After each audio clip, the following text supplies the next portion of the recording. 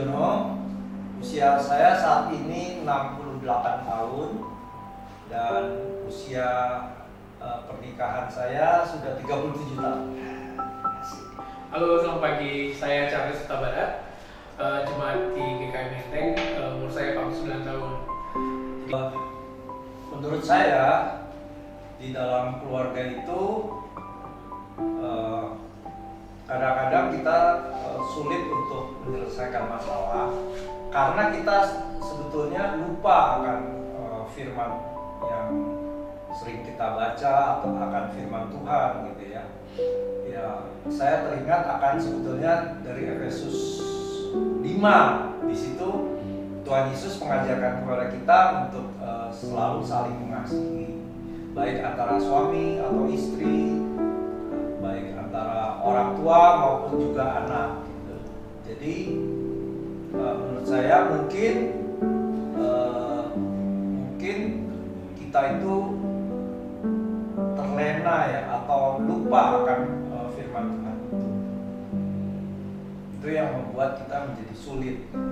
Nah, sedangkan masalah-masalah itu sebetulnya di dalam perjalanan pernikahan saya yang 37 tahun itu tentu ya boleh dibilang pasang surut lah.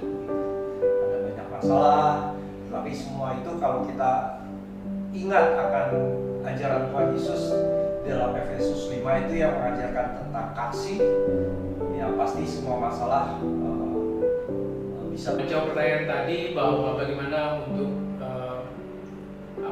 permasalahan yang sering mengakibatkan permasalahan di keluarga sulit diatasi. Sebenarnya menurut saya salah satunya yang penting adalah masalah komunikasi. Jadi komunikasi yang kurang lancar itu sering membuat permasalahan juga sulit untuk diselesaikan dengan baik. Saya masih menganut konsep lama yang mengatakan lebih baik mencegah daripada mengobati.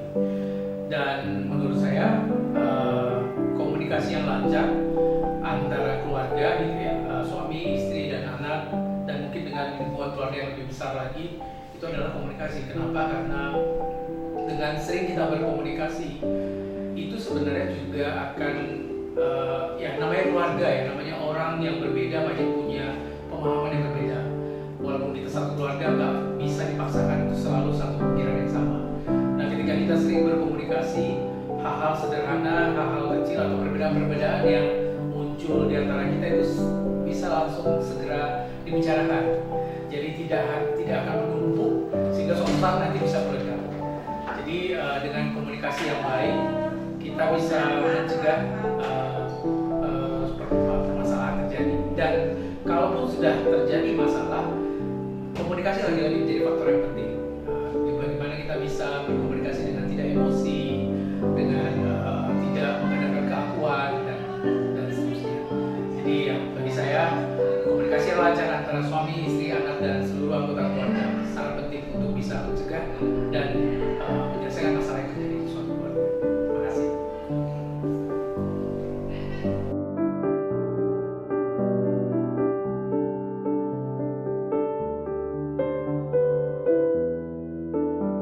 Saya Sari, usia saya saat ini 26 tahun. Halo, nama saya Sandro, usia 30 tahun.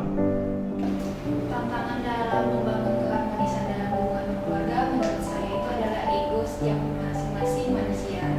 Karena ada di saat dimana kita itu tidak mau mendengar pendapat dari anggota keluarga kita karena kita merasa pendapat kita lah yang Oke, makasih Kak.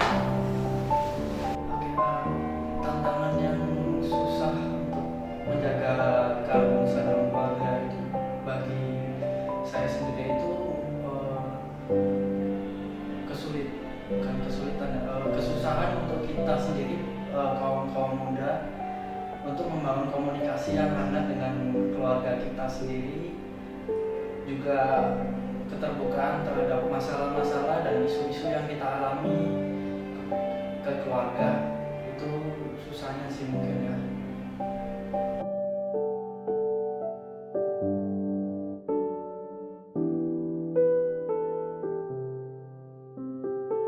Nama aku Darlin, aku 18 tahun, aku remaja GKI Menteng.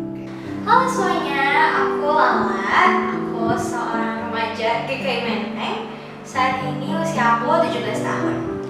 Yang bikin sedih sih buat aku kadang-kadang kalau mungkin koneksinya nggak terlalu erat, mungkin musim-musim sibuk, semuanya di kamar sendiri, mungkin lagi banyak kerjaan dan jadi mungkin makan malam juga nggak bareng dan mungkin jarang ngomong, itu sih kadang-kadang memang sedih. Tapi ya kita juga part of life juga, jadi ya ada musim-musimnya, tapi kadang-kadang itu bisa Kalau menurut aku, salah satu yang bisa bikin sedih kalau terjadi di dalam keluarga itu kalau kurang komunikasi. Karena kan keluarga itu terdiri dari beberapa orang ya, artinya pasti banyak kepala, banyak isi pikiran, banyak perbedaan juga, banyak keinginan-keinginan yang harus dirembukin jadi satu nih.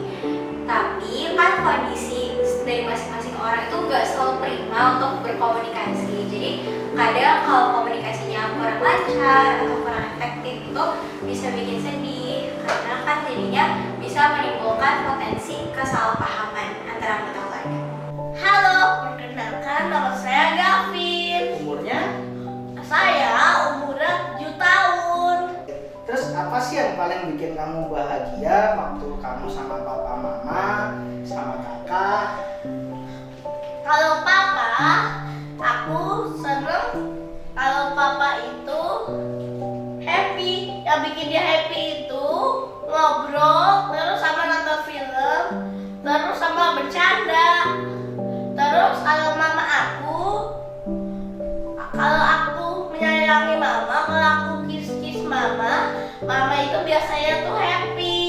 Terus kalau kakak namanya si Giana, yang bikin dia happy itu bermain bersama. Wih, oke, terima kasih Gavin. Sama-sama. Nama saya Joy. Usianya? Usianya 8 tahun. Terus mau tanya nih kakak sama Joy, apa sih hal yang paling kamu bikin bahagia ketika sama mama papa, sama kakak, sama oma mungkin?